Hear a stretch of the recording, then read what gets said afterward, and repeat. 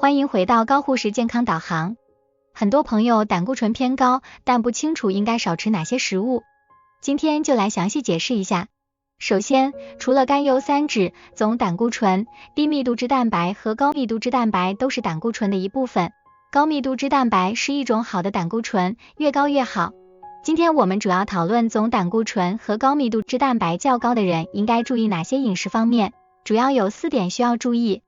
第一点，要少吃高胆固醇的食物，因为当你摄入更多的高胆固醇食物后，肠道吸收会更多，胆固醇就会更高。比如蛋黄、鱼子、某些海鲜如鱿鱼和动物性肥肉都含有较高的胆固醇。第二点，要少吃高饱和脂肪酸的食物。简单来说，动物性油脂和肥肉中饱和脂肪酸含量较高，而不饱和脂肪酸含量高的油，比如橄榄油则相对较好。过多摄入饱和脂肪酸会使胆固醇升高。第三点，要注意反式脂肪酸。很多超市和小食品中都含有反式脂肪酸，如氢化植物油、芝末等配料都含有反式脂肪酸。最后一点也是最重要的一点，要注意少摄入动物内脏，如猪头肉和内脏等。虽然这些食物很香，但它们含有很高的胆固醇，应该尽量避免食用。总之，通过控制饮食中胆固醇和饱和脂肪酸的摄入，减少反式脂肪酸的摄入和避免食用动物内脏等方法，可以帮助降低胆固醇水平。此外，还要注意少吃高糖食物和含糖饮料，因为这种含糖高的食物会带来糖毒性，进而导致脂毒性。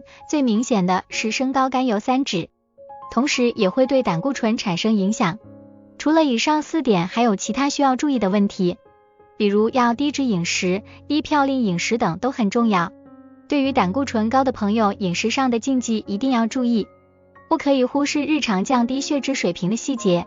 在日常生活中，我们应该高度重视慢性疾病的防治。当身体逐渐恢复时，适当的进行有氧运动可以帮助我们更快康复。饮食方面，注意科学合理的膳食搭配，尽量避免高油高盐的摄入，控制碳水化合物的摄入，适当摄入肉类，同时要严格限制动物内脏和蛋黄的摄入。这些要求与流行病学和临床研究结果相符，对我们的健康非常有益。今天介绍的这些要点都与我们的生活方式息息相关，只有妥善处理这些问题，我们才能真正开始控制血脂的旅程。请大家关注健康，希望今天的视频对大家有所帮助。如果你们觉得这个视频有价值，请点赞、收藏，并分享给身边同样面临健康问题的朋友们，让我们一起关注健康，迈向更美好的未来。